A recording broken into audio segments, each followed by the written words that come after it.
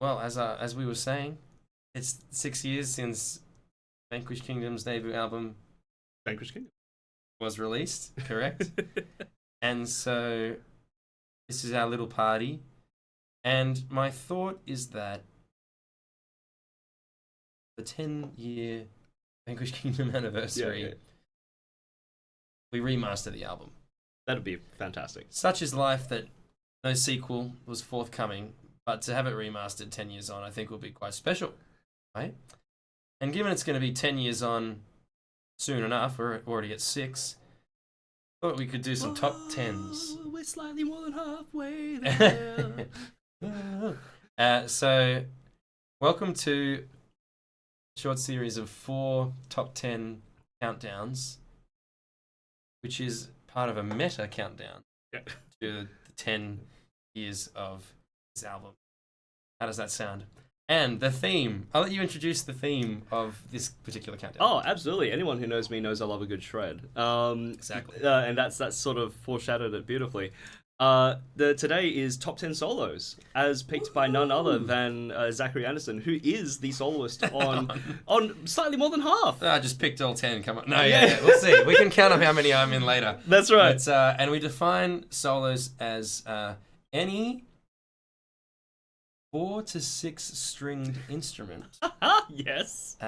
playing in a solistic fashion. Yeah, absolutely. That's right. There's with a minimum of 4 strings. That's right. We'll see how that goes later on. We're coming in at number 10. What do we have? Let's go. Sitting at number 10, the second solo from the final. And solo from Final Course. Do we have a time code for that? Yeah, let me give you one. 2:17. I don't know if you want to back it up a little bit before that. Yeah, oh, absolutely. I want some of that preamble. If you do that, and that'll be the first solo of the final course. We'll just hear the end of the first solo going into the second solo.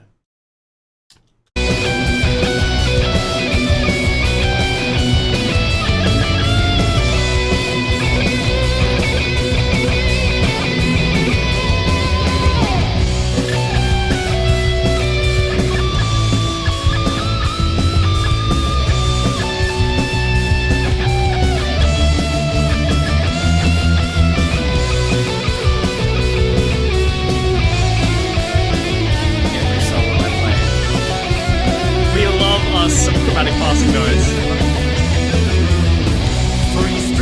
Hey, all right, let's give ourselves a warning at 2 minutes and go to the next song at 3 minutes. Let me tell you a couple of things about this solo. I mean, the first thing is, I always wanted this to be a secret song.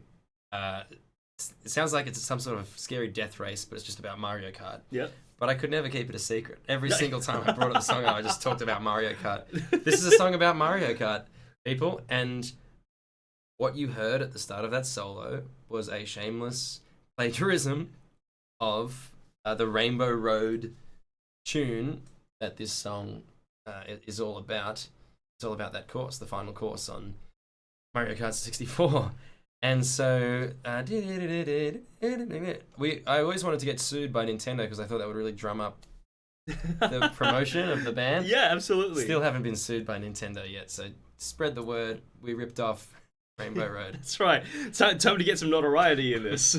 Yeah, so I picked this one first because I wanted it to be on the list because it's so fun. Not the most flashy solo, although it was a good time in the album just to have a solo that had a few less notes in it.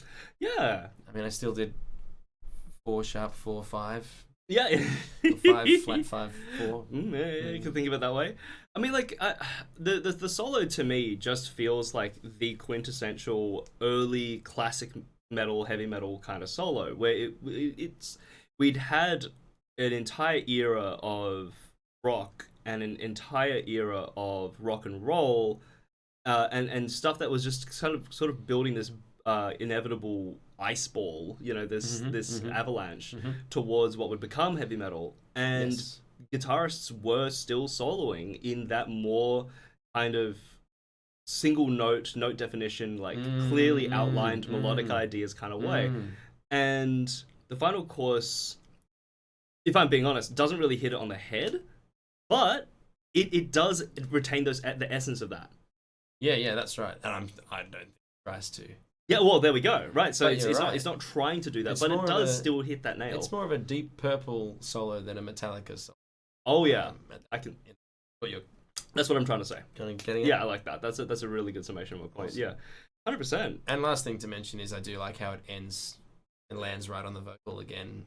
I always struggle to pull that off live. Where do I start this pentatonic scale to make sure it lands on the tonic? And like which passing notes do I hit on the way down? Yeah. Finished on the third again. Yeah, okay, that's brilliant. Should we Beautiful. Let's move on. Number 9. That's right. I'm gonna reset the timer as well. Did we do well on the 3 minutes? Oh, we did. I just wanted to show everyone, just to remind them what the Yeah. album looks like there. I want to say like that is just such a good artwork. I literally just Googled Burning Castle because that's what I wanted. I wanted Yeah. a Burning Castle, and anyway. I love that. It's a public domain image. So I love that a lot. number 9. At number 9, first of the serious songs, Solar Rage. Solar Track 2. Rage. There's technically two solos on Solar Rage. This one comes in at 2 minutes. Mm-hmm. The second one's over the vocals in the final chorus, which is a very fun moment, but it's this one that we've selected. Yeah.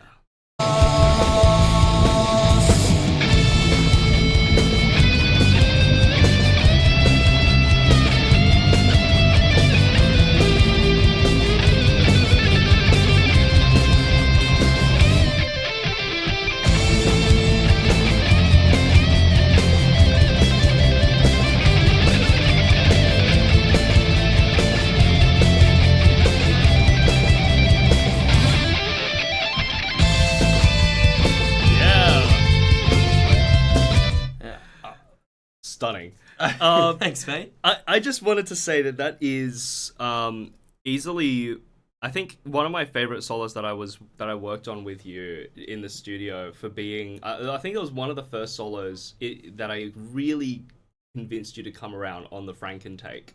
Yes. On the notion of like stitching together multiple ideas, fragments of ideas, because I remember us not necessarily struggling, but just coming to grips occasionally with like where's the solo going? Can we just improvise this out? Can we feel it out? And there were just like blips and blops here and there that would happen, and it was like, okay, this is great. I could edit this together, or we could compose this. Mm-hmm. We could craft it together. We could compose it programmatically, do it stream of consciousness, and just sort of work out like what is needed next. What are we going to do next? That's right. And it became this simultaneously really organic for being like in the studio under the pump, but also just I still think of it as a pretty good solo. Yeah, that's right. I agree. I wonder if it's 9th for me and not higher. Maybe it deserves you a little bit higher, partly because I'm still like, oh, this is the one that was the most written. Yeah, but yeah. Look, there's a whole bunch of solos that didn't make the list at all. So it definitely deserves a place. And I love it. Remember, we were trying to decide between this one and another one. As soon as I heard this one, oh yeah, this is. Yeah. And I was going to tell that story as well. I think that's exactly right. It's funny, you can hear me still saying I want it to be replayable live by me. There's a moment where I could have gone but there's something about my personal style of integrity in this that it had to be yep. Because I needed to be able to play it again live. So that's why. That's a 2-minute mark. That's good. That's a good warning. Oh, look, I don't have too much more to say except because it was written, one of the few solos without a hardcore blues scale 5/4 smashing. So it's, although I still get that 4 up to 5 bend in there. Yep. Which is also perennial solos. But yeah, like I think probably the most beautiful melody found in one of my Vanquished solos, I would say. Yeah, that opening especially. Yeah. Just that opening Icarus like. And the note before the note you're just saying is the tonic, which means it's a -6 leap. I think I do any ascending -6 is full and more. It's the song. Wagner agrees. Yes. And on that note, that's for those who know. Those who have ears will listen to that one. That's good. So Tristan, Viet. What next? Yeah, very good. Number 8, we have Nineveh. Is that correct? Actually, Nineveh got the. Oh, no, you got the chop. Yeah, that's what right. is that? Oh yeah. This is the first solo from Nahum, actually. Nahum. Sure thing. At 2 minutes 46, the one and only Nick Wilkes. Sorry to not use your performing name, Nick. Too many fans in the room. But anyway, let's hear it. Oh, just on the drums first.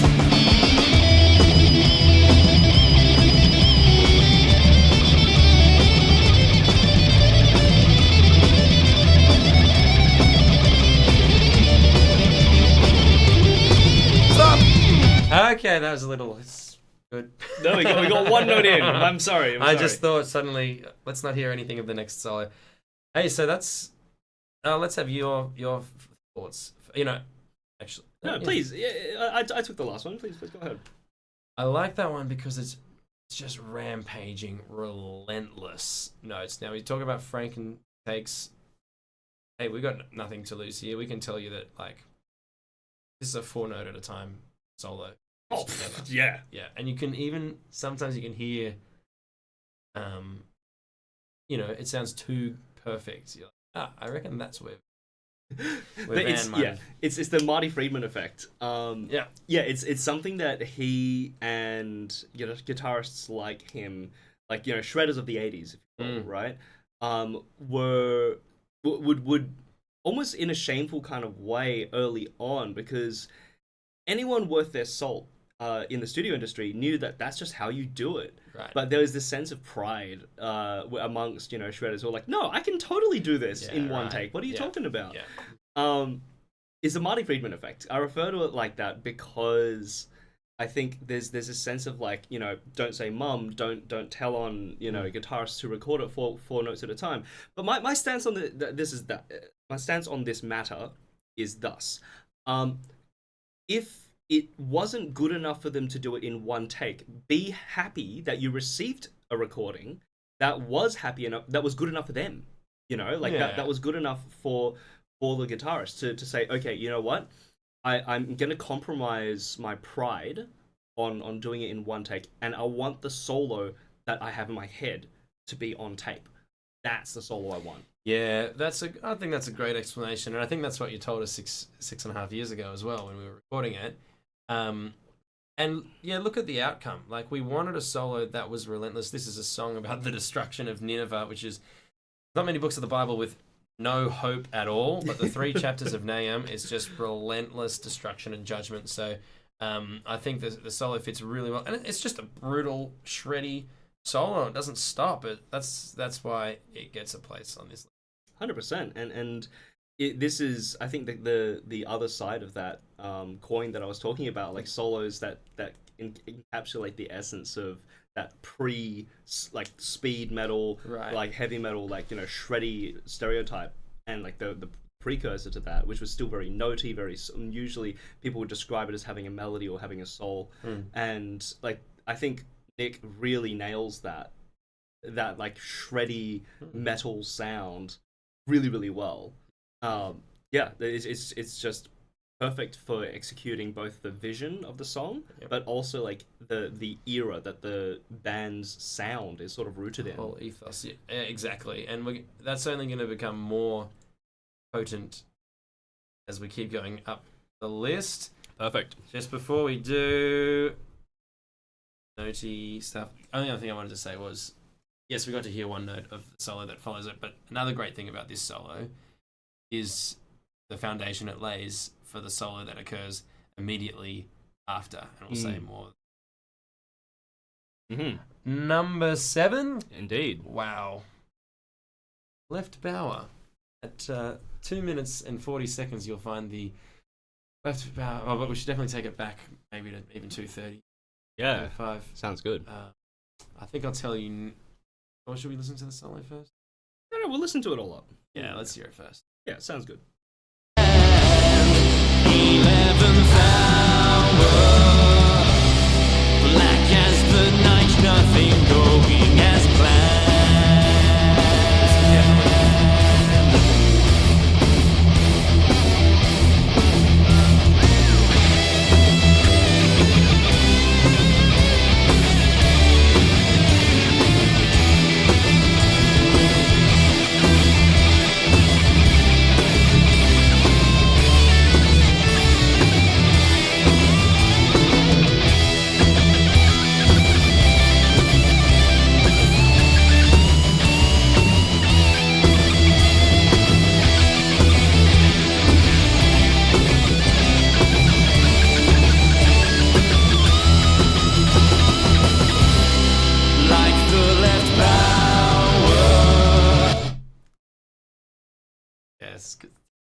Yes. Yeah, it's great. I just wanted to hear out that last note. That's it. Oh, so let's mention a few things. We were whistling along. When we recorded this, I was whistling along to the take, and we decided to keep the whistle in Yeah. the track. And that just makes me happy. That's a cute little Easter egg that I like. All the time, every time I hear the track, and I look forward to the whistle almost more than the solo, which is really ironic given the topic.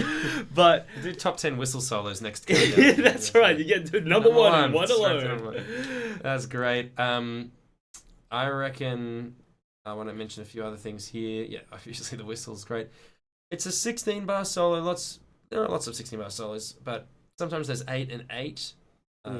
Sometimes it's just 8. Yeah. Sometimes it's 16 bars, but some singing starts over the top or whatever. So for me, it's quite nice. The first track on the album, a slightly extended solo. Here we are. And to me, we've had the kind of silly solo, the written in the studio solo, the relentless just solo. And to me, this is kind of, it's a solo that was definitely improvised on the day, but it was born out of playing this song live as the first song we played live every single show almost. And, you know, it just grew naturally. And there's certain things about it that are always the same, but certain things that are never the same. And I just like the shape of it and the organicness of it. It gets big at the right time, it stays small at the right time, it builds time.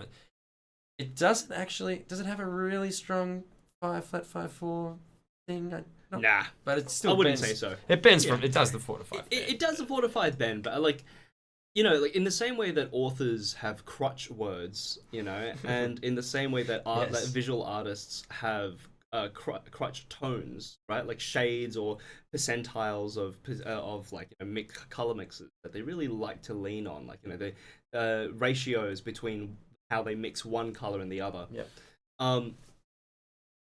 I think it is not only admirable and reasonable that someone has a sort of a harmonic bent that they go down, sure, but more importantly that you're aware of it, that you're so aware of it, and you do work it in regardless, and you don't shirk away from it. Every time you did a solo, you're like, oh, there it is again. And it's like, okay, cool, great, yeah, keep it. If that's what it sounds like, that's what it sounds like. And in my defense, each time it comes up, and it is funny listening to the album going, yep, there it is again. Yeah. I reckon it's really only used in the same way 2 or 3 times of the like 10 times up. I think sometimes it's furious, sometimes it's fun. It changes its mood. Anyway. Yeah. The only other thing I wanted to say about the left bower solo, by the way, the best part of a 16-bar solo, bar 16 is right up there, but bar 9 of a 16-bar solo is very important to me. Yep. And I think that's the moment where let's just bend on this note for a while, boys, and that makes me happy. Yeah. But the thing I was actually going to say was the left bower riff built on open string with a long distance hammer on, I guess of an octave or more. Yep. Roughly. I can't sing it. Yeah. And I always liked making riffs that like instrument specific. This could only really be played on a trumpet or a piano to get the effect. Point being, there's just 3/4 of the way through the solo, it's got a little bit of that sort of open string, long distance hammer on. To imitate the riff. That's itself. right. So I just That's right. wanted to put that out there as a point of interest. Yeah, absolutely. And it's a hallmark that sticks around with blues soulful soloists and shredders alike. There's the use and abuse aspect of the open string. Like it has such a powerful effect. If you've spent all your time around that frets 10 and above in that territory, suddenly dropping to the open string feels like a massive leap. It's good. Cool That's effect. right. That's right. Yep. And there's other things you could say about it as well. Like it reminds you of sort of maybe a virtuosic piano thing where people are doing it fast or something. Absolutely. It's definitely born out of noodling. Surely that's a noodle move. Hey, look, I could make many jokes about Chopin and Liszt. Thank you. Yeah, but it is very much in that frame of mind. Speaking of which, let's move on. I think we've reached our time. Oh yeah, forgot to time that one. Well, I suppose the thing about noodling is I was also looking for things that made me sound better at guitar than I was, and that technique. Oh yeah. Let's go to number 6. Yes. The countdown continues. Number 6 is the second of 2 solos on Panama Papers at 3 minutes 36. So after the first solo, after the first chorus, you get a solo that's just,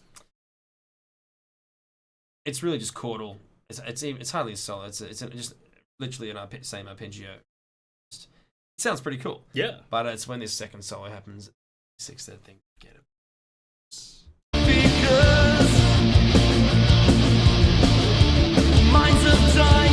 Oh, that's 236. My bad. 336. Sounded great. Does sound great. Here we go.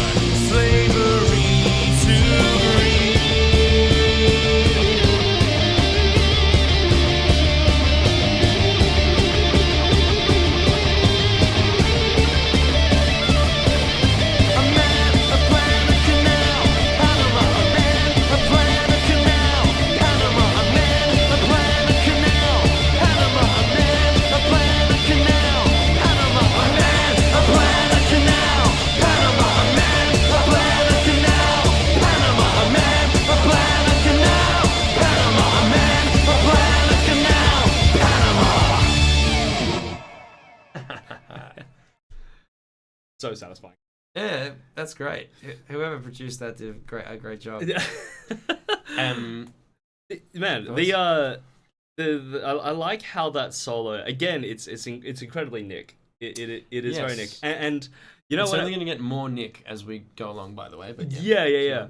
But it was actually super funny, and like Nick, you'll be very very happy to hear this. Maybe you're not the type to gloat, but when I heard that, I secretly thought to myself, damn, I really need to get on my 2-string lick sweeps. You know, I was meant to say this in whatever it was that we had. Then, or maybe I was going to say it now. Nick is a guitarist who practiced guitar every day for years. Yeah. He didn't just play his favorite Iron Maiden songs 2 times a week for years. Yeah, sure. so I'm putting it all out there tonight. And so that's right. You can really hear. Hey, there's some technique. Yeah, he's a guitarist with a capital G. Yeah, that's right. Yeah, which is funny because he plays bass and sings in his other band. But anyway, yeah, lots of talented people in Vanquished Kingdom. Yeah. But what I find it was just so cool fun about that solo was that it wasn't the only solo to go over the course of vocals re-entering. But I think it was the solo that executed it best. I think it was the solo that just seemed to naturally flow into the vocals returning, and then and it just weaved its way and kept growing, and you were patently aware that there were vocals that were demanding your attention, and then there was this solo that was still also demanding your attention, and it was just so well improvised at that time that it just worked. You know, the two just worked. There wasn't a moment where, like, you know, I had to, in so many other cases, regardless of other artists or other songs or anything like that, there was never a moment where I felt that I had to triage, you know, the vocals or triage the solo. Right. It didn't feel like I had to bury the solo, or I had to like split it wide, chuck it in the left ear, have it like circle around the listener. I didn't have to do all these little party tricks because it was just well written. It was just a well improvised and played solo, and strong songs as well. Yeah, 100%. No, absolutely. No, good songwriting plays a huge part in that. And I would say, well, obviously this is related. It's a chaotic moment. You know, the song has been about being angry about tax evaders, and it's coming to a head with this chant of a palindrome, which is the same forwards and backwards, because the riff is D to D flat, up and down, a tritone, classic equidistant mental thing, but equidistant as well. So it's like a musical palindrome, and you know, it's about this leak that happened that exposed tax frauds in Panama, that I had offices in Panama, and so we picked a palindrome with the word Panama in it, and that's what we're chanting at the end. But so it's just chaos, in other words. Like, we've had this angry song, and now everything, the angry riff is there, the spoken or yelled palindrome is there. I come in, and then everyone else comes in, the guitar's here, and then it goes up to the next dimension of the arpeggio. So I think that's probably why it fits so well. Yeah, one last thing I wanted to mention, again, forgot to time this one, but just getting the feeling, of it approaching the back of my skull here. But I wanted to say one last thing, was that I believe at the time we played around with the idea of harmonizing the solo, because I was so compelled at that time that I was just like, oh man, that it's like, can we just do that like down an inversion? I wanted to go like A F D F A F D F A, and I wanted the D A F A D F A F A D. Sorry, F F D A D F, and I wanted this dual thing to happen. And like later on in another track, it did turn up. Yeah. But I think the first solo in this track does that. Oh, yeah. Does it? I wouldn't usually do this, but I think to finish this off for 10, 20 seconds. Beautiful. We need to go back in the song to 1 minute 52. And let's hear, I think, what I'm referring to. Your memory is so good. Yeah. It's contextual. I appreciate you remembering the Solar Rage story as well. Slavery to breed. There it is, that's the one!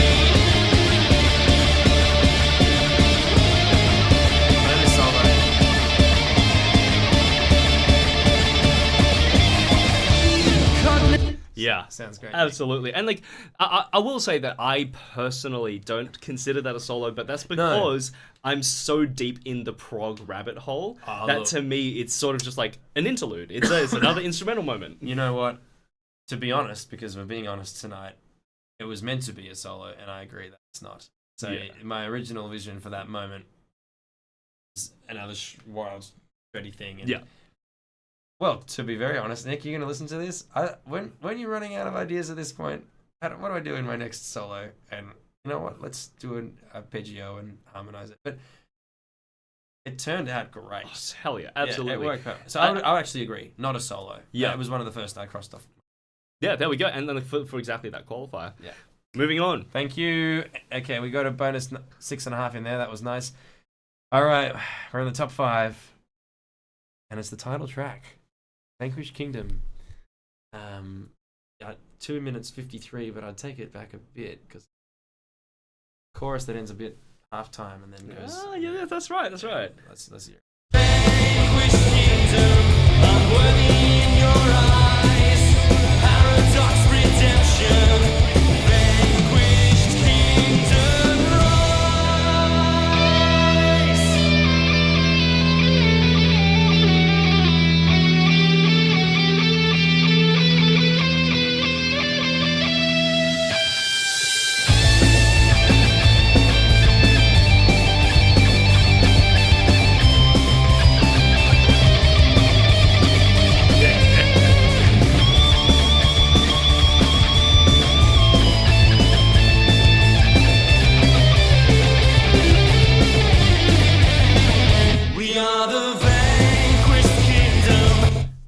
What do I love about my own solo here? I'll tell you. First thing is, the song Vanquished Kingdom is an homage to the song Iron Maiden. Yep. First Iron Maiden album was called Iron Maiden, so it was Iron Maiden's album, Iron Maiden, with the song Iron Maiden. Same thing happens on Vanquished Kingdom. Yep. And the riff, the riff for the Vanquished Kingdom song, I studied the Iron Maiden song quite closely to get the riff. It also has a sort of breakdown in the middle where then the guitar brings it back in. Doesn't go into a solo in the original song, but it goes to the main riff in the original. It's very similar vibes. So I liked that about it. I also like the fact that this was like the encore song. It's like 10 songs plus an encore. This album. Yeah.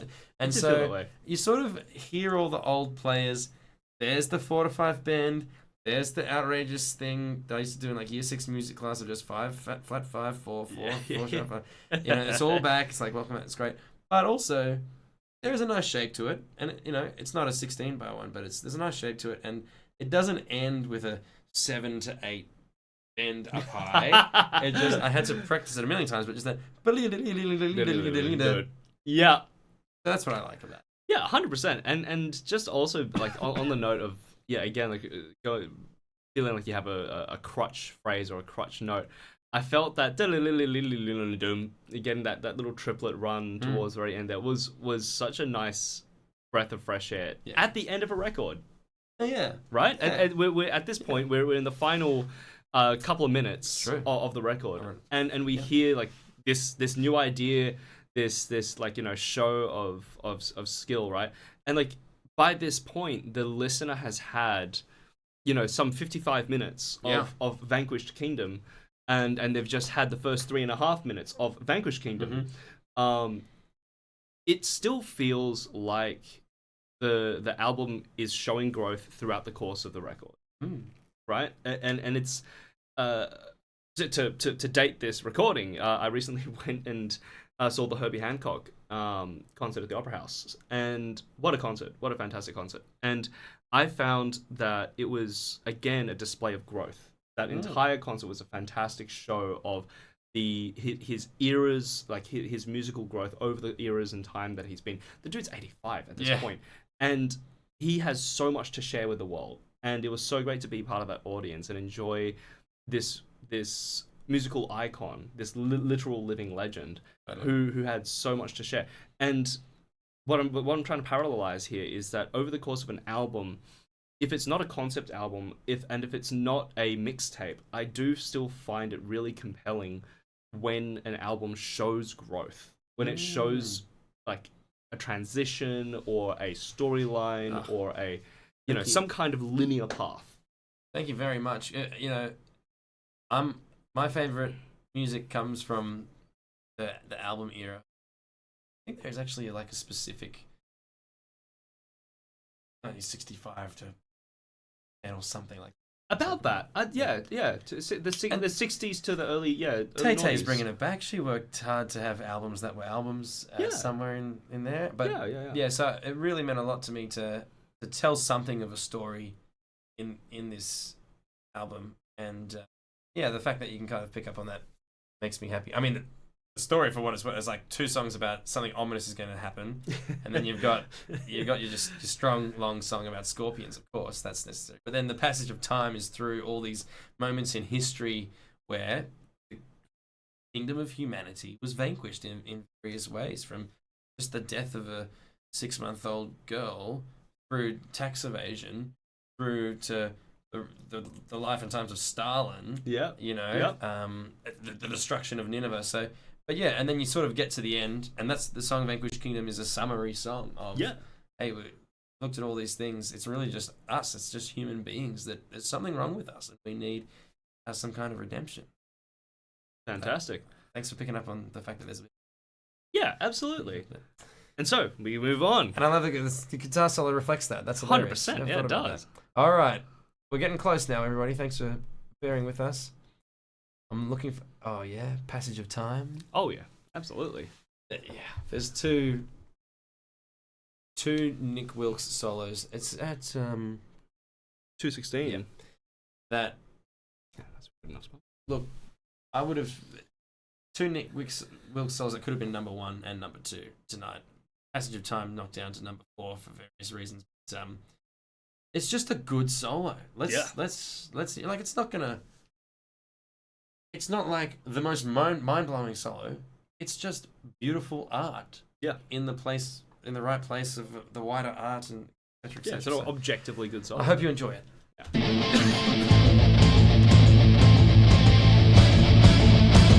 Good build up into it as well.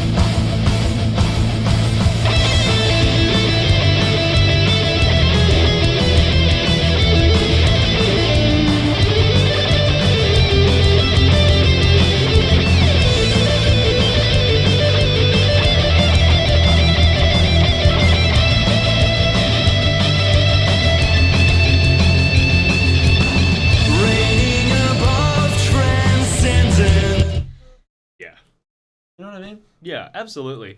Like, but by anyone's account, like, you know, if that were notated, you know, and put on and scored, that would be just up there with any other etude. Yeah, Absolutely. It's just a it does right. all of the functional things.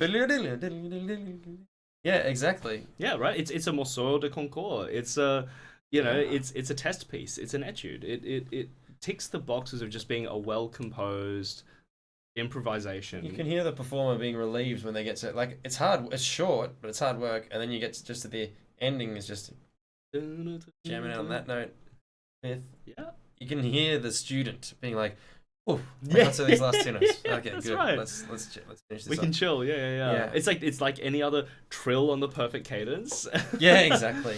And as technical as it is, and yeah, here we see showing off his technique. I think the second best display of his technique album in many ways. And I just love that he sounds like Dave Mustaine. Because my metal, it's like 90% Iron Maiden, 5% Megadeth, 5% everything. It's not quite true. Just for the purposes of right now. Sure. To have somebody that could bring that 5% of Dave Mustaine, 45% of Dave Mustaine onto the album makes me very happy. But I still think, as technical as it is, it's got the shape. Yeah. It's got the arc. It's got that flow. And I find, Jess, the drummer of Vanquished Kingdom / my wife, we can sing along to this solo, even though it's just, it sounds kind of silly when you sing along to it, but there's something about it that, it's catchy, even though it's an etude.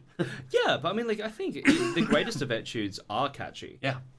Right? Like, that's why people keep playing and List.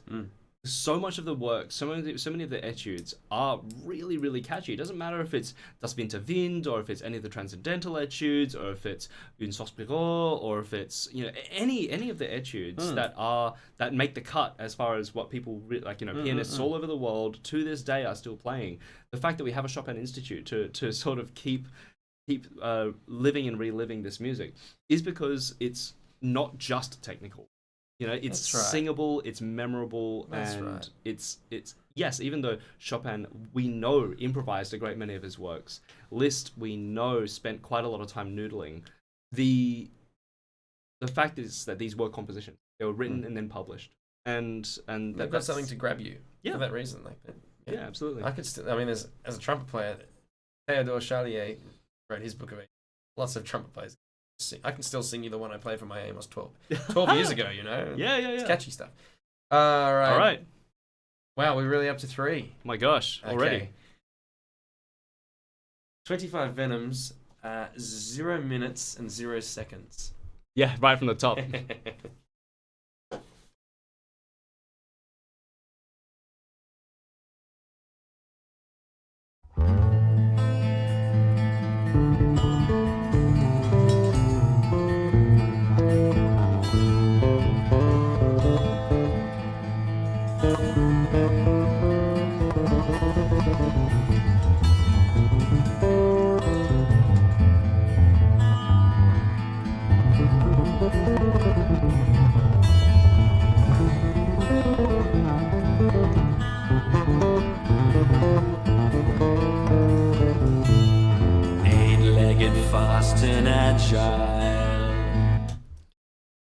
This is the kind of solo that makes me so happy to now be working with Sebe. Yes. Hey, give us the 15-second promo. Come on. I'll take that off the timer. I'm now playing with Sebe Pogson, the bassist on that you've just heard. In a band called Plenty, and we're this. It's a very, very different flavor to Vanquished Kingdom, which is a testament to his versatility. He spent some time abroad, studied quite a lot, played a lot, came back. Quite a grown bassist in the sense that everyone matures and grows musically and creatively when they travel and when they spend some time. We were talking about how much we've both grown in the 6 years since this album came out before. Yeah, absolutely. And you got any songs out anytime soon? We've just released a single, yes, by the name of Fingertips. We have a single that is a second single that's going to be coming out in the next 3 weeks by the name of Blame Me. And in a couple of months, that will all culminate in an EP release of 5 songs named Intrepid Beings. Just do it, people. Awesome. Yeah, But what do you think of Seba's solo at the start of 25 Venom? I adore just how simultaneously jazzy, in the sense of, like, you know, it's utilizing that Locrian mode, it's utilizing that polychordal G over A, it's using that chromaticism, Yes. right? So it's founded in jazz, like that soloing style is founded and rooted in jazz. Yes, I'm so glad it's on the album because more people in this band, with maybe the slight exception of Nick, although I've already talked about how talented he is. Yeah. None of them are doing the main thing they do musically, except for this bass solo. Yeah. Pretty much, right? Like, Absolutely. And it's not only so, you know, well improvised, because it was, you know, it was not only is it so well improvised, not only is it so well played. This is one take. This is a one-er. This is not a Franken take. No, this is not a Franken take. He just whipped it out. You can tell. It's so smooth. You should ask him about the instrument he was playing at the time as well. I wonder if he's still He is the big green one? Yeah. Yep, absolutely. He plays it with plenty.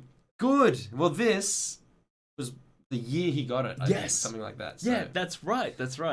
Look, I think you've said everything I say. Like, it's a great way to start the song. It's meant to be like a scorpion crawling around, and it achieves that. Yeah. It's so good. Like, it's especially as such a departure. Like, we're 3 tracks in. Yes, we've had the right, like the bluesiness of Solar Rage, and yes, of course, in Left Bower as well. But we've discussed how Left Bower encapsulates that midpoint in that, like, you know, it's soulful, but it's a little bit shreddy. It's got like elements of a bit of both, but it's such a departure. It's 3 really different solos off the bat. You were ready for something that, and 25 Venoms would be second longest, if not the longest track. Just a little win I need to share with everybody. The fact that I can no longer remember the exact run times of all the songs shows that I'm moving on in a healthy way from this album. Great. They're both in the 7 minutes, those two, but I just want to say it's a longer song as well. So having a little extended bass solo at the start, it's part of the craft of the song. So it fits well in its context as a fantastic solo itself. Absolutely. All right. Oh my gosh. What 2 are we left. at? Number 2. Wow.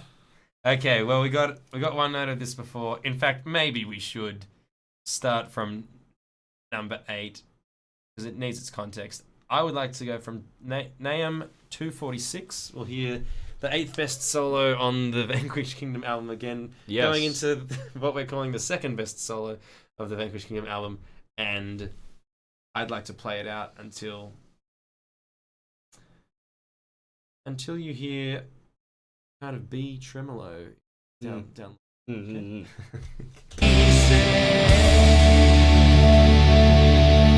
Go, Jess. Go, Nick. Remember, this is just the rampage. This is. Yep, that's right. It's people being stabbed. Yep, at great speed. Here we go.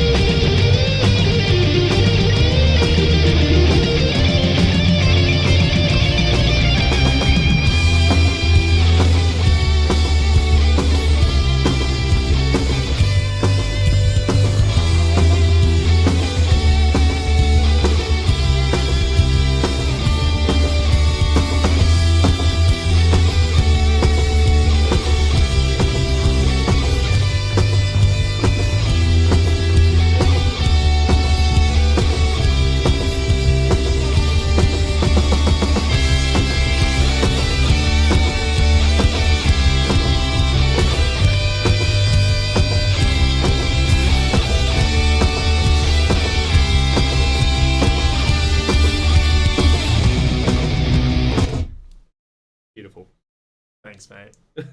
I reckon that's I love the solo that I played and stuff for various reasons we'll explain in a minute, but we probably just listened to like the 40 bars of art that of which I'm most proud. So yeah. I've got a big smile on my face over here.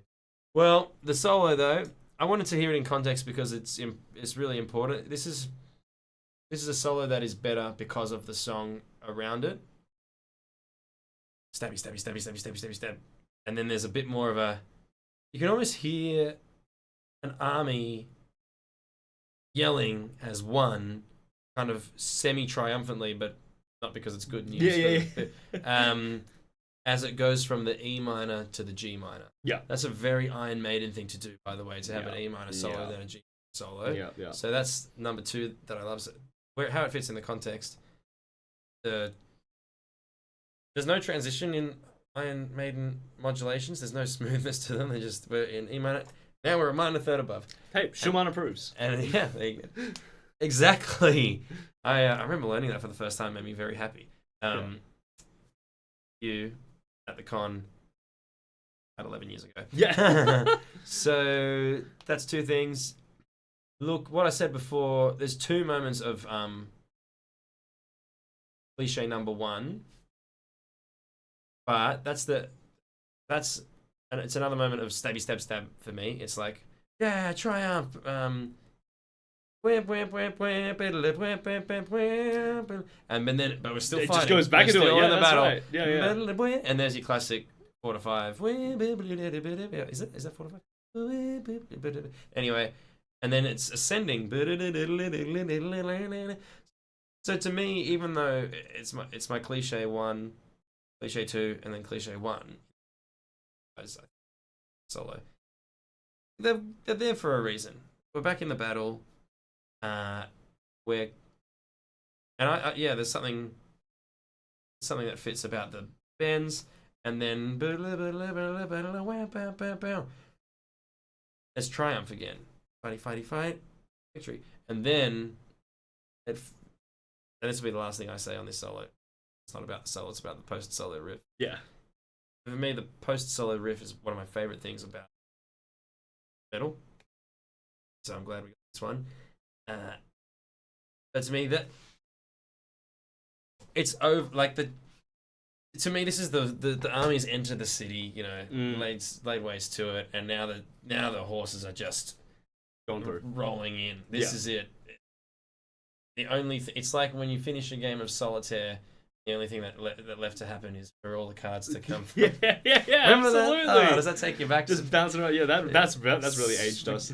Speaking of nostalgia tonight, but yeah. So thanks for listening to that big rant of why I like that solo so much. No, I adore that. Yeah, it's great. The lift up to the G's part of it. J's for artistic purpose. Yeah, all about it. All about it. Number 1. Here we go. Indisputable. I knew this is the only one that I was sure about 6 years ago. If you asked me 6 years ago what would you put number 1, I would have already told you this. Let's hear it. Let's go to the penultimate track.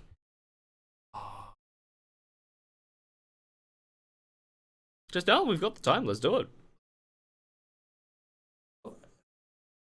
Let's go all the way back to the bass solo. We can talk through it a bit. Oh yeah. Stop before the solo, but so we're probably thinking there's a joke to be made 3 minutes or even 2 minutes 45 or something. Yeah, something like that. Yeah, just a bit. Here we are. Halfway through the song. Exactly halfway through. Yeah. First chorus. I mean, I'll tell you this when we do top 10 best riffs, perhaps it wouldn't be number 1, of course, but you hear this in the 1812 Overture by Tchaikovsky, and it's a Russian folk song, and because this is a song about Stalin, I was like, let's do it. There's another great Russian composer called Stravinsky. In Rite of Spring, one of his most famous works, he takes a folky melody and just layers it in octaves, but he adds a very rare instrument called the bass trumpet, and you get three trumpet, bass trumpet, and trombone three unison, but in three different octaves, and that's what you're about to hear with. Yeah. So this is Stravinsky, Tchaikovsky, Stalin, and Vanquished Kingdom. And then of course we could go really fast and harmonise it and go nuts. And then the solo. That's right.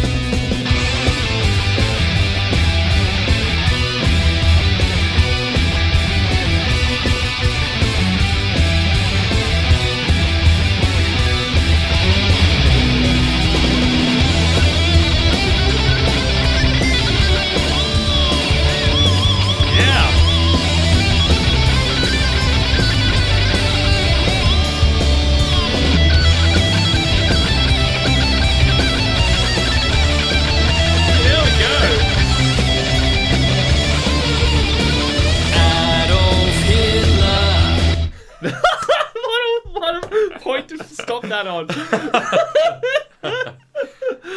I'm not going to say anything else, so that's the last thing people hear me say. Yeah, that's right. That's it. End of podcast.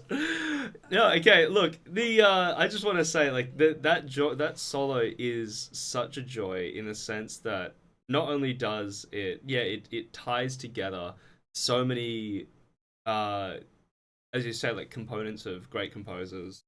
The things that they did, the traits that they had. Russian composers, folk songs, and classical music, and traditionalists, and forward-looking atonalists. Yeah, like, it does so many things so well, and then the fact that it rips into just whammy bar abuse is just so great. Yeah, that was the first thing I was going to say. So that was whammy bar day. Yeah. But I feel like it only happened once, but you're like, you know what we need? Yeah. Oh, whether maybe Nick said it. So, do you have?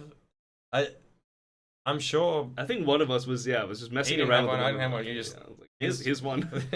I think I handed you guys one that definitely did not fit. Oh, yeah. That's right. It was from like a different model of a Strat. That's right. It was just like it just sort of like hung around. It was just like fractionally too loose. It was just floating around. Yeah. But what a result! And look, I think. I just love the phrase whammy bar abuse, but there's something about, like, again, to me, this is kind of the passage of time solo plus whammy bar plus context again, but also plus even more Dave Mustaine, which I absolutely love. Solo. Yeah. And another thing I was gonna say. The way that this is context, and I'm just expanding on the context point. The way the solo guitar sound actually enters on the last and it does that with the others. Yeah, that's right. And then you're there, and it's the whammy abuse. A bit of Dave Mustaine. Oh, look, I guess because it's the sound ethos that it has. Maybe we were kind of waiting for the whammy or something. Yeah. Like when I think of face melting guitar solos in my old school daggy almost now way that I just personally absolutely love. Yeah. This is it. Like just to make that, just to finalize that, what I'm trying to say there.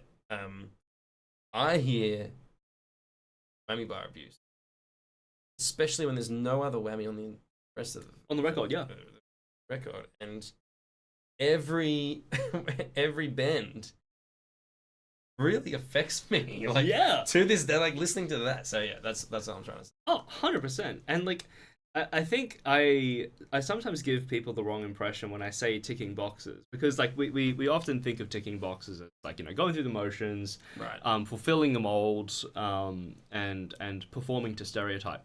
I think of ticking boxes as making the brain tickle in all the right ways. I think of ticking boxes as being, knowing how to craft something good, whether it's through calculated composition or just by instinct alone, right? You just know in your gut or in your heart of hearts, this is what needs to happen.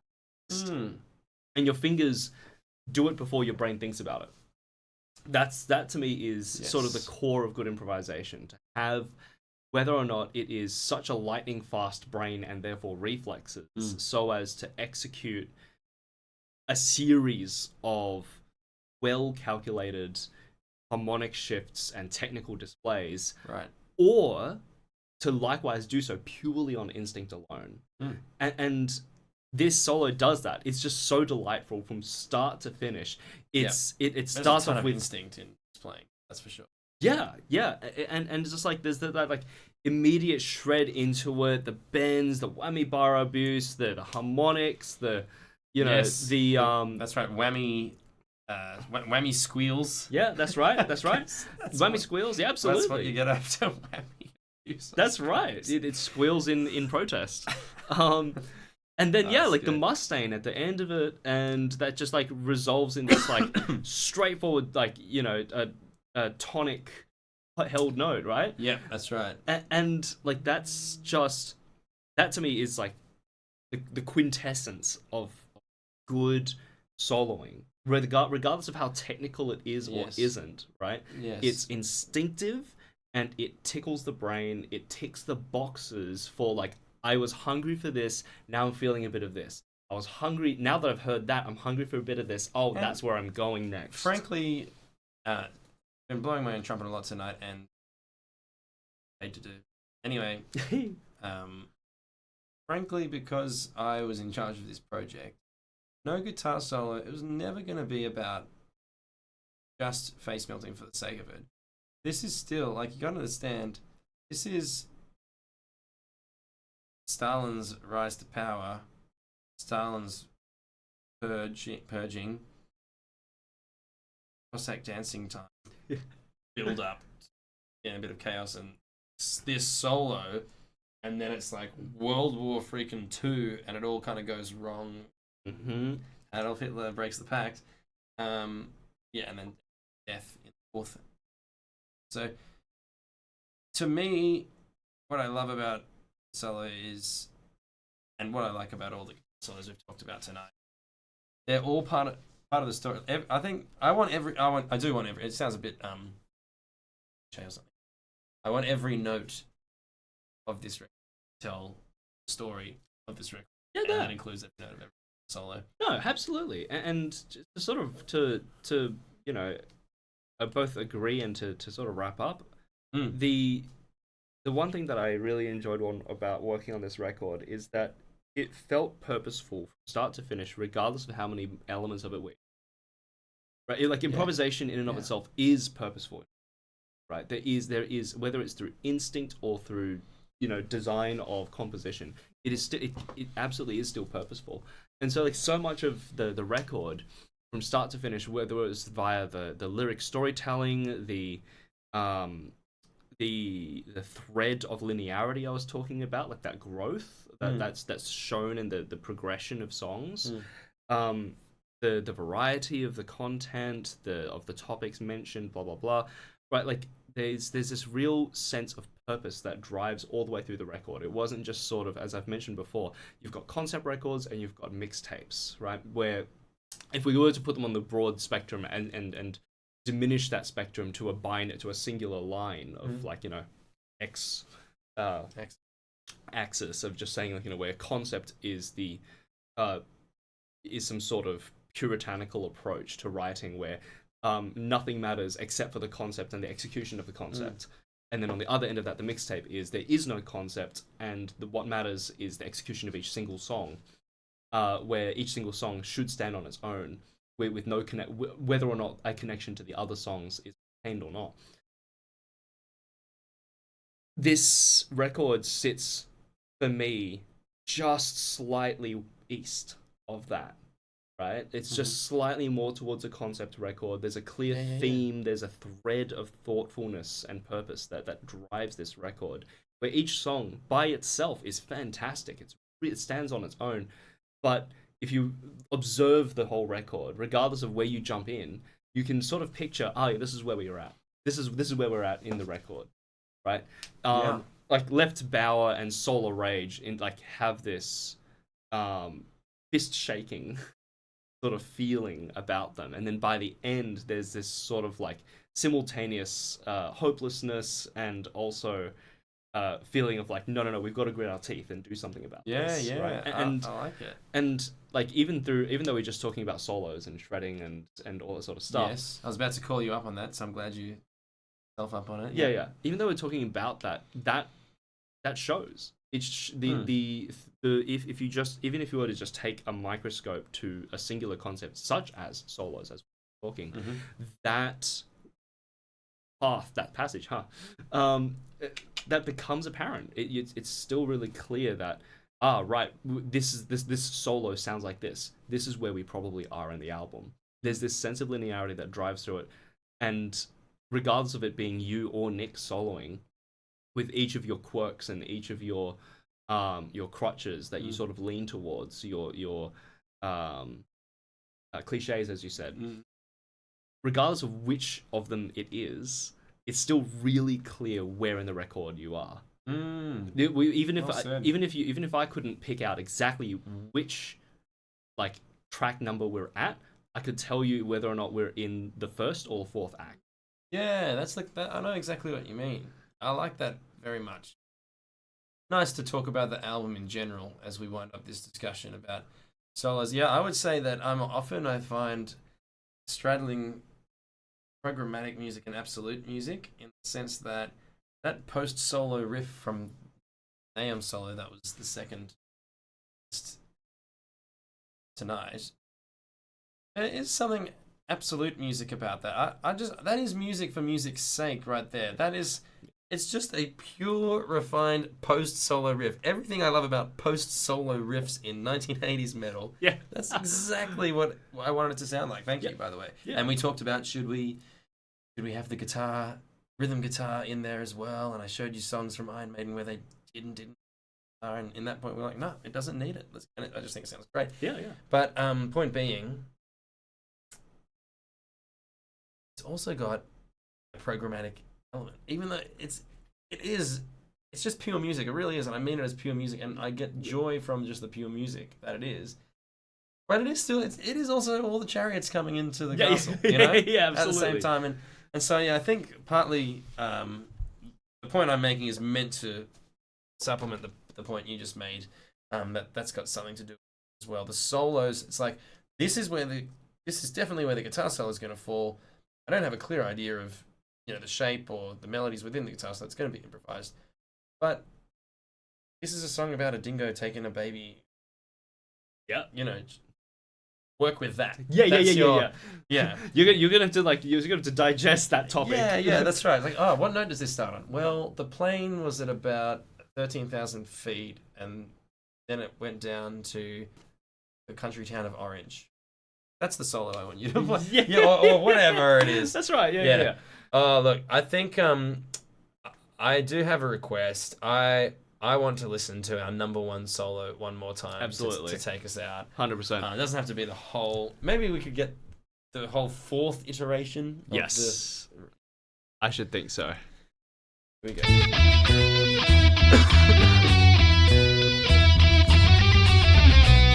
third and fourth would be good too. Sorry, that's my bad. No, I like it.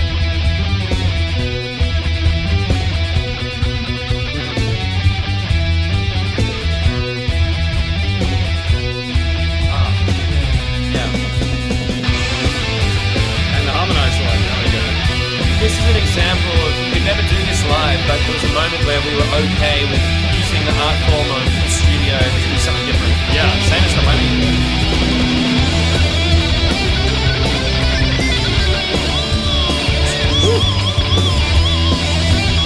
So good. I love it.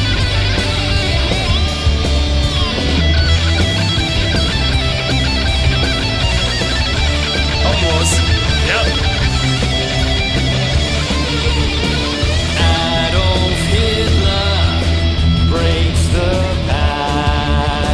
Just making sure that that's not the last song lyrics that people hear from this. Oh man, moment. That was a great moment where I didn't know at the time, but I was looking at this audience member while we were playing, and I didn't know that had a master's in modern history, Oh my gosh. and we're singing this song about Stalin. Oh, And that's awesome. He's also a metal fan. Yeah, right. Well, I mean, it goes to show that he was at your gig, so Yeah, that's right. And we get to the end of the solo, and that third verse kicks off the way we just heard it, and I just see it. I'm singing Adolf Hitler, and he just beams from ear to ear. He's like, yes, that is the next thing that Yeah. you're gonna tell that part of the history. That's good. I was hoping we'd get to the 40s. Yeah, That's right. You're not just going to talk about the early That's right. period. He was just like, yes, this is the only time you've ever sung Adolf Hitler. Yeah, that's. This is Hopefully, good that is the only concept, time. yeah. Oh man. Man, is that really how I want to finish? Oh, that's beautiful. Okay. Look, this has been really lovely. Right back at you. One last 2-minute timer. Make sure we don't say goodbye for too long. Yeah, I'd say so. That's a pretty good point. Look, I just want to wrap all of this up by simply saying that, like from songwriting to solo recording, like, because the thing is, like, the production elements of this, the pre-production was very minimal. The pre-production that I do with so many artists requires, days of sitting down, talking about how we're going to record it, sitting and talking about, tonal collaboration and choices that have to be made in terms of, like, for example, if they're using keyboards, like what kind of synthesizer, right?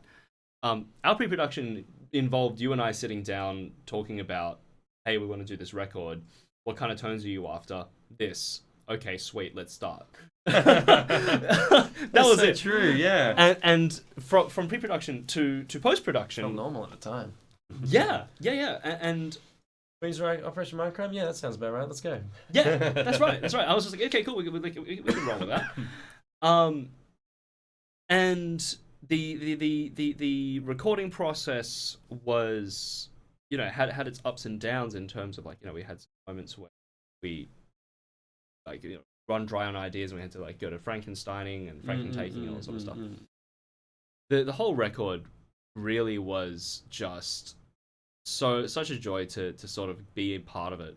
And then towards the end of it, I was like, oh, okay, this isn't the end. As I finished it up, and I'd taken this massive hiatus in the middle because I needed to sort of work on certain skills in particularly drum editing, drum mixing. So I took this massive hiatus that I need so that I could actually do justice. And when I came out of that hiatus, you so patiently just said, "Yep, okay, let's make this happen. Let's I think you asked initially. You said, "How can we get this ball rolling again?" And it just so happened to coincide with me having sort of upskilled enough to actually get it done. So had we like recorded all? We had recorded absolutely everything. We were sitting on all. We were sitting on the edits, and and I'd just sort of quietly taken my leave, if you will, to sort of to work on those skills, and it worked out. It worked out because the record is so good to listen to. Even after 6 years of growth, now I wouldn't make the same mixing choices that I did back then. That's why we're looking forward to 2028, the 10-year anniversary. That's right. The remaster, absolutely. Remix and remaster, absolutely. And like, yes, whilst I wouldn't make the same choices now, I'm so glad that the record sounds the way it does. It still is like such a joy to listen. And in reviewing this, it's, I think, just so fitting that this is, like, for example, this wouldn't be one of the last times I see you on any kind of regular basis for in person. That's right. And I think this is like the perfect topic for us to have spoken about, because that is something that we did actually spend quite a considerable amount of time on. We definitely spent more time on getting the solos right than we did doing drum recording. And yep, that's a fact. If anyone knows anything about recording, that is an insane statement. Like, that's so funny. Again, at the time, I just wouldn't know the difference. It's so funny to hear you say that. Like, yeah, we really did do that. Yeah, because, like, Jess recorded her parts. We did a few takes, and we just moved on. Yeah. that was that. Like That was that. we could have obsessed and we could have spent heaps of time on it, but I looked at, you know, the time and the budget and all of that sort of stuff. Even though at the time there wasn't like a clearly laid out budget, there wasn't this sort of sense of urgency. I still had this factor in my mind of like, I want to do this and I want to do it right. I want to make this an experience that is representative of what I want the recording process to be. It shouldn't be arduous. It shouldn't be traumatic. It shouldn't be this and that. And I think we got it. I think we basically nailed it on the head. Like, yes, it has its deficiencies. Yes, it has its pros and its cons. But I'm still so proud of the work you created, and so happy to have been a part of that. Amazing. And my final word would be, I mean, that's quite beautiful. And isn't it something that, you know, you go back 6 years to get to when we made this album, go back another 6 years, and we basically only met. So it's funny that actually we're probably now as much friendship post this album. That's an interesting Oh my gosh. passage of time thing for you. Yeah. But I guess Palindromic. yes. I would finish by saying, to try and link the solos we listened to today to partly what I want today to achieve. You know, we talked about the importance of kind of the context. You were just making up the best guitar solos for the best guitar solos' sake. You might find some that are even better than this list, perhaps, as guitar. But to me, dear listener, hearing these guitar solos propel you to hear the whole song, from which they come. Because I said it about a couple of them, didn't I? That they're actually great in and of themselves, but they fulfill a very special purpose. So Yeah, absolutely. I mean, they help. That's why I always like sort of wound into it. Like, it was always like 5-10 seconds before the song began. Because it's just a fraction of crumb of context. That's good. Yes, don't mistake whammy abuse for whammy abuse for its own sake. When really, it's about 1930s. Perfect, There you go. mate. Such a pleasure as always. Thank you so much. Right back at you. I really appreciate it. This is all hosted, and all the gear and equipment and sound, everything you're hearing, it's all thanks to Leucia Studios. So go and check them out. Absolutely. All right, we'll call it there. I'll hit the red button to stop the record, but thank you so much again, man. Thank you very much. Cheers, everyone. See you later.